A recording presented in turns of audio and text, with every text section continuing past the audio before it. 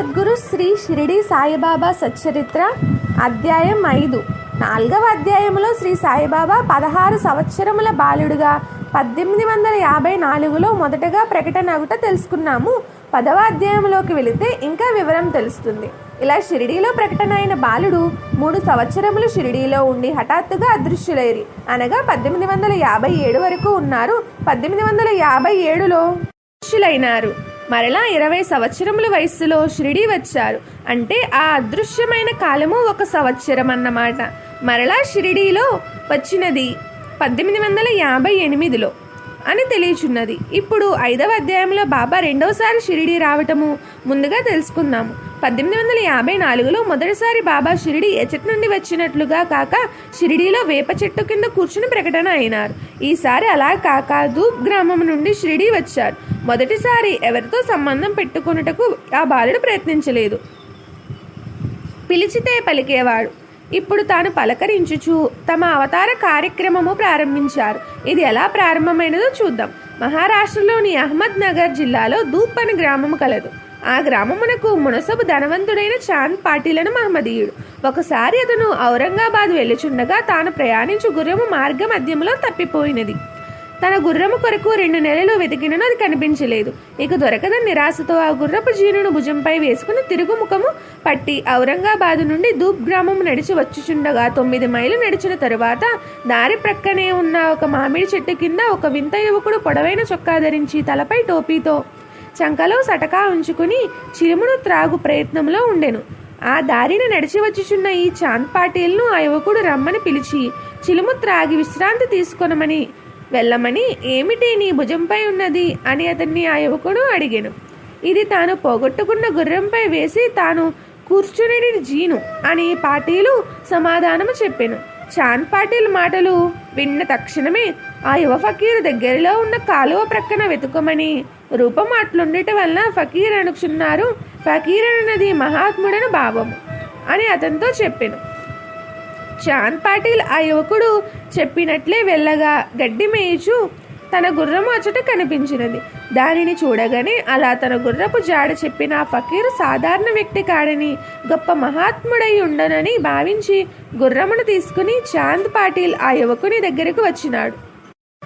ఇతను వచ్చేసరికి ఆ యువకుడు చిలుమును తయారు చేయుటలో నిమగ్నుడై ఉండెను. ఆ చిలుమును వెలిగించుటకు నీరు నిప్పు కావలసి ఉన్నవి. ఫకీరు యువకుడు తన చేతులు పటకాను అచట భూమిలో గుచ్చగా నిప్పు వచ్చినది. ఆ నిప్పు కణికను తీసి పక్కన పెట్టి మరలా అచట నేలపై సటకాను కొట్టగా నీరు వచ్చినది. ఆ నీటితో గుడ్డను తడిపి చిలుముకు చుట్టి నిప్పుతో చిలుమును వెలిగించి తాను త్రాగి చాంద్ పాటిల్ను తాగమని ఆ యువకుడు ఆ చిలుమును ఇచ్చెను. పంచభూతములైన నీరు నిప్పు భూమి నుండి తెప్పించుట చూసిన చాంద్ పాటిల్ మిగుల ఆశ్చర్యం పొందినాడు. ఆ ఫకీరును తన గృహముకు రమ్మని ఆహ్వానించినాడు.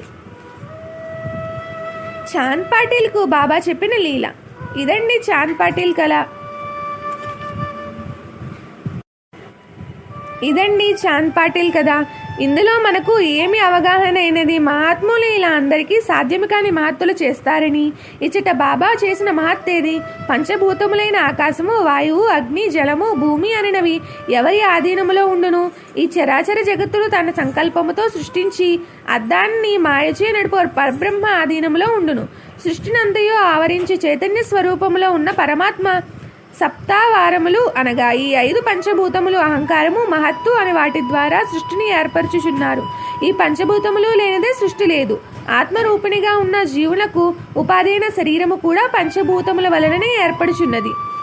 ఆ యువ ఫకీరు రెండవసారి ప్రకటనతోనే సృష్టికి మూలమైన ఈ పంచభూతములను శాసించుచు లీలలను చాంద్ పాటిల్కు చూపిరి. వేరొక ప్రదేశమున ఉన్న దాన్ని తెలుపుట ఆకాశతత్వము, భూమిని శాసించుట అగ్నిని, వాయువును, నీటిని శాసించి నిప్పు నీరు తెప్పించిన బాబా లీల చిన్న చిన్న చమత్కారములకు, తాంత్రిక విద్యలకు సంబంధించినది కాదు. పంచభూతములను శాసించుట పరమాత్మ విధానం. అలా శాసించే శక్తి పరమాత్ముడై ఉన్నందువల్ల ఇట్టి పోలికలు గల మరెన్నో లీలలు సచ్చరిత్ర తెలుపుచున్నందున ఈ లీలలతో తన్ను తాను పరమాత్మగా బాబా ప్రకటన అగుతాయని తెలియచున్నది. ఇంకను ఆధ్యాత్మిక మార్గమున పరిశీలించిన అవగతమగుటదేమనగా చాంద్ పాటిల్ మనస్సు అతని యందుండక ప్రపంచములో తిరుగుట ప్రారంభించినది. ఈ మనస్సు అనే ఇంద్రియమునకు స్థిరమైన చోటు శరీరములో ఎక్కడ ఉన్నది? మనం ఇక్కడున్నను మనలోని మనస్సు ప్రపంచమంతా తిరిగి వస్తూ ఉంటుంది. ఇది జగమెరిగిన సత్యమే. తన మనస్సును తనలోనే స్థిరముగా నిలుపుకోవాలనే చాంద్ పాటిల్ తాపత్రయము ఫలించలేదు. ఇక విసుగు చెందాడు. దాని నైజం అతనికి అంతుపట్టలేదు. ఆ సమయంలో వానికి ఈ యువ ఫకీరు కనిపించారు. ఇతని వేదన తెలియ సర్వజ్ఞుడైన ఆ ఫకీరు అతన్ని తన వద్దకు పిలిచి నిలవని అతని మనస్సు యొక్క బాధను అడిగి తెలుసుకుని దాన్ని స్థిరపరచుటకు దారి చూపాడు బాలఫకీర్. అదిగో అక్కడ ఉన్నది అని చెప్పి మనస్సును అక్కడ అనగా అతని యందు నిలిచినట్లు పెట్టించారు. తన మనస్సును స్థిరపరుచుకున్న చాంద్ పాటిల్ సంతసించి తనకు దారి చూపిన మార్గదర్శి అనగా గురువును కృతజ్ఞతాపూర్వకంగా తన గృహమునకు రమ్మని ఆహ్వానించారు. బాబా తమ రెండవసారి ప్రకటనతో చేయదలిచిన కార్యం ఇదే. ఈ కలియుగములో మానవులందరూ మనస్సును నిలుపుకొనలేక స్థిరములేక తిరుగుచున్నారు. ఇలా అందరినీ ఉద్ధరించుటయే వారి ధ్యేయము. అందుకే మధుర ఫలమునిచ్చు మామిడి చెట్టు కింద కూర్చుని దర్శనమిచ్చి ఫలమును ప్రసాదించుట ప్రారంభించారు. అలా మరో రోజు చాంద్ పాటిల్ ఇంటికి వచ్చిన యువ ఫకీరు కొన్ని రోజులున్న తరువాత చాంద్ పాటిల్ బావమరిది కొడుకు పెండ్లి కూతురు గ్రామమైన షిరిడీకి వెళ్లి బండ్లలో తాను ఎక్కి షిరిడీ చేరినాడు. షిరిడీలో ఖండోబా మందిరము సమీపంలో ఉన్న భక్త మహల్ సపతి పొలములో గల మర్రి చెట్టు కింద ఆ పెండ్లి బండ్లు ఆగగా ఆ బండ్ల నుండి యువ ఫకీరు దిగినాడు. అలా దిగిన ఆ యువకుని ఖండోబా మందిర పూజారి భక్త మహల్ సపతి చూసి వారి చెంతకు వచ్చి రెండి సాయి అని వారిని ఆహ్వానించెను. ఇది ఆహ్వానించుటకు వాడిన గౌరవ పదము రెండి సాయి అనుట. ప్రజలు అప్పటికీ ఏ పేరు లేని ఆ యువకుణ్ణి సాయి అను ఆ రెండక్షరములతో పిలవసాగిరి. అదే వారి పేరైనది. 20 సంవత్సరముల వరకు ఇతర జీవుల వలె ఆ యువకుడు నామరహితుడు. పరమాత్మకు నామం ఉండదు కదా. అది మొదలు సాయి అనే ఈ రెండక్షరములతో బాబా అను రెండక్షరములతో కలిపి సాయి బాబా గాను షిరిడీలో ఉండుటచే షిరిడీ సాయిబాబా గాను పిలువబడినారు. ఆ యువకుడు 84 లక్షల జీవరాశిలో ఒక మానవునికే పేరు ఉండును. వారికి గుర్తింపు కావలను కనుక ఒక యువకుడు అని సంబోధించిన ఎందరో యువకులుందరు కదా. అట్లుగాక ఒక వ్యక్తిగా గుర్తింపునకు నామం అవసరము. తానును మానవులు ఉద్ధరించుటకు సిద్ధమగుటతో తనను గుర్తించుటకు భక్తుల సౌలభ్యమునకు బాబా నామధారి అయ్యి. అలానే పరమాత్మకు నామం ఉండదని తెలుసు కదా. తమ నుండి ప్రకటనైన ముక్కోటి దేవతలకు దేవీ దేవుళ్ళు వారిని గుర్తించుటకు పిలుచుటకు పేర్లు పెట్టుకుని ఆరాధించుచున్నాము. పేరు వ్యక్తి రూపమున గుర్తింపుటకే. అలా అచట నామరూపధారి అయిన పరమాత్మ. ఇక శ్రీ షిరిడీ సాయిబాబా పాడుబడిన ఒక మసీదును తన నివాసముగా ఏర్పరచుకున్నారు. ఇతర యోగులతో సాంగత్యం చేయసాగిరి. అట్టి వారిలో అప్పటికే అచటి ఉన్న దేవీదాస్ తరువాత వచ్చిన జానకీదాసను వారితో మారుతి మందిరములో బాబా ఉండేవారు. వారే కాక పుణ్య తాంబే నుండి గంగాగీర్ అను యోగి ఏవలా నుండి ఆనందనాథుడు బాబాను దర్శించిరి. ఆ వయస్సుకే వారందరూ సాయిబాబా గొప్పతనమును గ్రామస్తులకు చెప్పుచు బాబా ఇక్కడ ఉండటం వల్ల షిరిడీ పుణ్యక్షేత్రమైనదని, ఈయన సామాన్య మానవుడు కాదని, అమూల్యమైన రత్నము వజ్రము అని మీకు ముందు ఈ విషయం అర్థమవుతుందని చెప్పేవారు. ఎవరండి చెప్పారా? ఆయన కన్నా గొప్పవారు ఎవరైనా ఉన్నా కదా వారి నిజత్వమును చెప్పగలుగుట. సాయిబాబా షిరిడీ వచ్చిన మొదటి కాలంలో ఇప్పుడు సమాధి మందిరము ఉన్న స్థానములో నేలను చదును చేసి రహతా గ్రామం పోయినప్పుడు బంతి గన్నేరు నిత్యమల్లె మొక్కలను తీసుకుని వచ్చి ఇక్కడ నాటి నీరు పోసి వాటిని పెంచెడివారు. పచ్చదనము పరిశుభ్రత అని మనం అనుకునేది ఇదే. వామన్ తాత్య అనే కుమ్మరి బాబాకు కాల్చిన పచ్చికుండలు 2 ప్రతిరోజు ఇచ్చేవాడు. బాబా వీటితో బావి నుండి నీటిని స్వయముగా చేరి ఆ పచ్చికుండలను భుజంపై మోసుకుని తెచ్చి ఈ మొక్కలకు బాబా నీరు పోసేవారు. సాయంత్రం ఆ పచ్చికుండలను బాబా వేప చెట్టు మొదట్లో బోర్లించేవారు. అవి కాల్చని కుండలగుట చేత ఆ కుండలు విరిగి ముక్కలయ్యేవి. మరో రోజు వామన్ తాత్య బాబాకు మరో 2 కుండలు ఇచ్చేవాడు. ఇలా 3 సంవత్సరములు మాత్రము బాబా చెట్లను పెంచినాడు. అక్కల్కోట మహారాజు శిష్యుడు బాయి కృష్ణజీ అలీబాక్కర్ ఒకసారి అక్కల్కోట పోయి అక్కల్కోట స్వామిని దర్శించి పూజించవలని తలిచినప్పుడు స్వామి అతనికి స్వప్న దర్శనమిచ్చి ప్రస్తుతం షిరిడీ నా నివాస స్థలము, అచ్చటకు పోయి నీవు పూజను చేయమని చెప్పింది. కలలో చెప్పినట్లు బాయి కృష్ణజీ షిరిడీ వచ్చి శ్రీ సాయిబాబాను పూజించి షిరిడీలో 6 నెలలు ఉన్నారు. 1912వ సంవత్సరంలో బొంబాయి నుండి వచ్చిన బాయి కృష్ణజీ అలీబాక్కర్ డాక్టర్ గారి కాంపౌండర్ షిరిడీలో సగుణ మేరు నాయక్ జీకే దీక్షితులతో స్నేహం చేసిరి. వీరు నలుగురు షిరిడీలో బాబా మొదటగా వేప చెట్టు కింద తపస్సు చేసిన దానికి గుర్తుగా ఆ వేప చెట్టు కింద బాబా పాదుకలను ప్రతిష్ఠించుటకు వారు నిర్ణయించిరి. డాక్టర్ రామారావు కొటారే పాదుకలు తయారు చేయించి ఉపాసని సలహా మేరకు ఆ పాదుకలపై పద్మము, శంఖము, చక్రములు చెక్కించి సదానింబ వృక్షస్య మూలాదివాసత్ అనే శ్లోకమును వ్రాయించిరి. బాబా ఆజ్ఞాపించిన ప్రకారం 1912 శ్రావణ పౌర్ణమి రోజు ఆ పాదుకలను ఖండోబా మందిరము వద్ద నుండి జీకే దీక్షిత్ తలపై పెట్టి ఉత్సవములతో మసీదుకు శ్రీ సాయిబాబా వద్దకు వచ్చిరి. శ్రీ సాయిబాబా పాదుకలను తమ హస్తములతో తాకి అవి భగవంతుని పాదుకలు, వారిని వేప చెట్టు కింద ప్రతిష్ఠింపుడు అని వారిని బాబా ఆదేశించిరి. బాబా ఆజ్ఞను అనుసరించి ఆ పాదుకలు వేప చెట్టు కింద ఆ రోజే ప్రతిష్ఠింపబడినవి. అప్పటి నుండి 5 సంవత్సరముల కాలము జీకే దీక్షిత్ అనునతడు ఆ పాదుకలకు పూజ సలిపిరి. తర్వాత కాలంలో జాకడే కూడా పూజ చేసెను. ఇదే అన్ని ఏర్పాట్లు బాబా స్వయముగా చేసుకున్నట్టుగా మనము తెలియవలెను. గురు పాదములను ఆశ్రయించుటే ఆధ్యాత్మిక మార్గము. తన పటము కూడా తాను బౌద్ధికముగా ఉండుటెట్లో అట్లేనని బాబా చెప్పుట, నిరూపించుట మనకు తెలిసినది. ఏది తాను ముందుగా చెప్పి చేయించరు. ఎవరి ద్వారానూ ప్రేరింపజేసి దాన్ని కొనసాగునట్లు, నెరవేరినట్లు బాబా చూతురు. అందువల్ల బాబా ఇది భగవంతుని పాదుకలని అన్యాపదేశముగా చెప్పి తన హస్తస్పర్శను ఆ పాదుకలకు కలిగించి ప్రతిష్ఠింపమని ఆదేశించిరి. కనుక బాబా భౌతిక శరీరము పాదుకలకు గురుస్థానంలో ప్రతిష్ఠింపబడిన ఈ పాదుకలకు ఈ క్షణమాత్రము భేదముండదు. ఆ పాదములను ఆశ్రయించి ఫలితం ఎట్లు పొందుతామో అట్లే ఈ గురువు స్థానములో బాబా పాదుకలను ఆశ్రయించి ఫలితం పొందగలము. అందుకే పూజ్య శివనేశన్ స్వామి ఈ పాదుకల చుట్టూ ప్రదక్షిణ చేయుటకు ప్రాధాన్యత ఇచ్చిరి.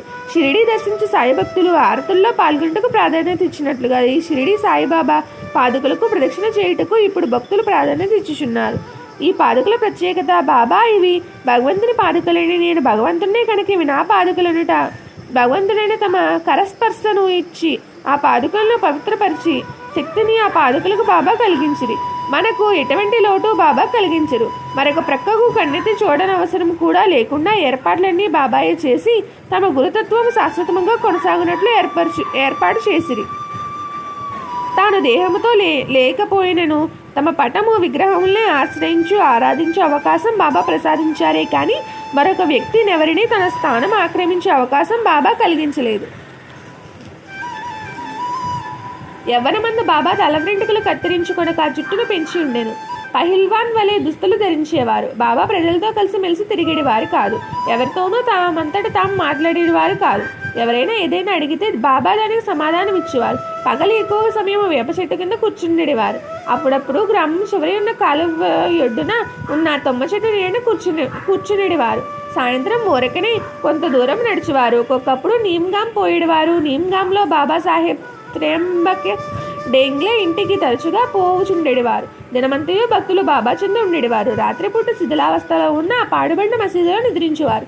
చెప్పులు తొడిగేవారు కాదు. మసీదులో గోనెగుడ్డ పైననే కూర్చునేవారు. కఫ్ని క్రింద లంగోటి కట్టిడేవారు. తమ తలపై ఒక గుడ్డను చుట్టి ఆ గుడ్డ అంచులకు జడవలే మెలిబెట్టి ముడివైచి ఎడమ చెవిపై నుంచి వేలాడినట్లు వేసుకునేవారు. తమ దుస్తులను వారముల తరబడి ఉతకకుండా ఉంచుకునేవారు. వారు చలి కాచుటకై దునికెదురుగా మసీదుకు ఈశాన్య భాగంలో ఉన్న కొయ్య కట్టడాపై తమ ఎడమ చేతిని ఆనించి దక్షిణాభిముఖముగా కూర్చునేవారు. భక్తులు బాబాను ఈ మసీదులోనే దర్శించేవారు. బాబా వద్ద పొగ పీల్చి చిలుము గొట్టము, కొంత భాగము ఒక రేగు డబ్బా, కఫ్ని, తలగుడ్డ ఎప్పుడూ తమ దగ్గర ఉంచుకొను సటకా మాత్రము బాబా చెంత ఉండేటివి. బాబా ఈ మసీదుకు రాక పూర్వము తకియా చాలా కాలం ఉండేది. ఈ తకియాలో బాబా చాలా కాలం కాళ్ళకు గజ్జలు కట్టి భక్తి పాటలు పాడుచూ సొగసుగా నాట్యం చేసి ఉండేది. ఇలా బాబా దినచర్య జరుగుచుండేది. నీమ్గాం నివాసి అయిన నానాసాహెబ్ 2 వివాహములు చేసుకున్నను, సంతానం కలగలేదు. శ్రీ సాయిబాబా అనుగ్రహంతో పుత్ర సంతతి కలిగినది. ఈ లీల ప్రకటనమైనప్పటి నుండి అనేక మంది భక్తులు షిరిడీ దర్శనం ప్రారంభమైనది. అహ్మద్నగర్ వరకు బాబా మహిమ గురించి తెలియబడినది.